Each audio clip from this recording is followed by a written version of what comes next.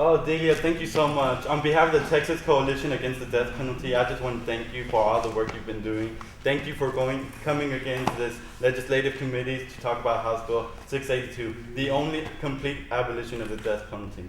I don't need to remind you that death penalty does not deter crime and it imprisons innocent people, like your brother. So there's lots of media here, so can you just go out there and use that rowdiness of yours? Just use your voice to give the voice to all the people in death row. Yes, thank you for having me today. Thank you for coming. Thank you. You guys have been great support over the years. I love you all so much. We have to stand together. I'd like to call to order this House committee, the Criminal Jurisprudence Committee. Are the panelists ready? The first person to give testimony on our list is Delia Perez. Is Delia here? Yes, sir. I'm Please here. step forward, ma'am. Thank you. Thank you. Yes. Hello. Good afternoon, Senator Whitmire, and Criminal Jurisprudence Committee members. Thank you very much for having me here this afternoon. I am here in support of SB 682. I am here to tell you about my innocent brother on death row. He's been there for 12 years, and he did not commit the murder that he was accused of. We have a system that has railroaded him, and I have come here to implore you to investigate the case. You see, his 3 friends were murdered, brutally murdered. They were raped, they were stabbed, they were punched, they were strangled, they were, the base of their brains was smashed. It was a terrible, horrible crime. And unfortunately, he picked up one of the girls, and she was still fighting off the attacker that was hiding in the back when my brother entered the home. And it was that DNA under her nails that sent him to death row. And he's been there for 12 years. And we firmly believe that the railroad serial killer, Angel Maturino Resendiz, was the true murderer in this case. And he has actually confessed to a private investigator. And so we are just here today asking that you reopen the case of Luis Castro Perez and that we discover who truly murdered our beautiful girlfriends, Cinda and Michelle, and their little girl, Stacy. As you know, Senator, there have been a lot of problems with the death penalty. 131 people have been released from death row due to DNA errors, much like in my brother's case. And also there are problems with the police department. 33 people have been shot in the back at the hands of the Austin Police Department. The medical examiner's office punched the bodies on the wrong side trying to take their liver temperatures. And they did not have all of their credentials in order, and they've been selling eyeballs out of their back door. It is just, as you very well know, it is riddled with error. And it is inhumane and it is cruel, and the conditions of death row are just so horrific. And I just want to mention one more thing, is that the DNA lab, they were instructed to ignore all the foreign DNA and over 52 fingerprints that were lifted from the crime scene that day. That in itself, I think, would warrant further investigation.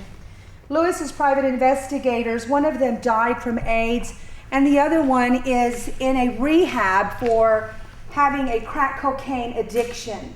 So we were never represented well, and it's just been the struggle of our lives. So I am here today in support of HB 682, and I just ask you sincerely from the bottom of my family's hearts that you please take it into consideration and that you will abolish the death penalty this session.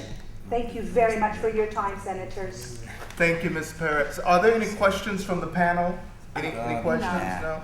Thank you so much. Thank you very much. The next person to testify is David Summer. Gosh, I tell you, oh, it's always so difficult. This is the 6th time I've done this. They never fucking listen to me. Did you see that snake Terry Keel just shrivel off of his dais?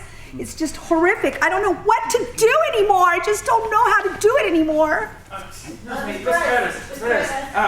do you think it went in there? No, Ms. Perez, I'd like to know something. I want to talk to you. It's an exclusive for my newspaper. Okay, yeah, we'll talk later. Okay, we're interested in knowing, like, you know, your brother's on death row. Like, how does it feel, you know?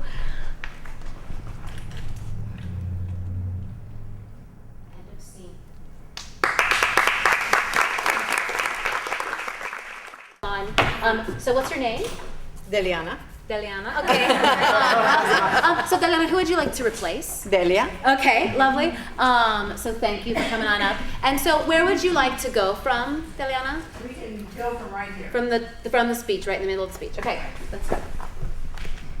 And so, representative in the blue shirt, I would really like to tell you that my brother is innocent. Because, sir, I'm not sure that you understand the details of his story. And I'd really like to lay those out for you. He walked in, the woman was trying to fight off her attackers. And ma'am, in the brown shirt, if you've ever been frightened in a moment, you know that you might be thrashing around. And she was thrashing, trying to defend herself.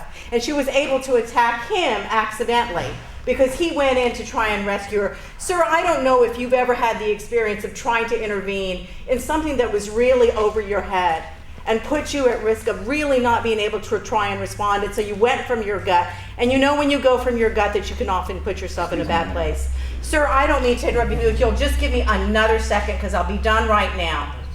I'll go ahead and wait till you're done. I hope you gentlemen and ma'am don't mind. We'll go ahead and wait. Ma'am, you only have 3 minutes. I You might really wanna understand that, but I would like everyone to thank you so much, sir. So as I was saying, it's really very difficult when you're trying to intervene on someone's behalf and save them. And you just go with your gut action. And so he did. He went in and he was scratched. And what they found underneath his fingernails. Okay. Can you talk about what about this intervention was successful and what about it perhaps was not as successful? Yes. Extremely successful, because I've never seen anybody do that at a hearing, and they should. The space differently. So she, instead of kind of standing back, she really came towards them, and she was kind of, I mean, it goes along with that. She was individually talking to them. She was kind of addressing them individually and sort of angling herself towards them and making them pay attention to her because she was closer to them. So I thought that worked really well. Yeah. Do you think this is possible? I mean, maybe I'll ask Delia. We have a certain place where we have to stand, and I think it would be considered disrespectful to tell them to get off of the phone and pay attention, but that's what you want to do. And actually, I have done that, but it's mostly just sort of like waiting for just a second until they, pay attention. So you haven't actually. I've never been that aggressive. Okay, you've never been that aggressive. Okay. This scene is Delia's story, okay?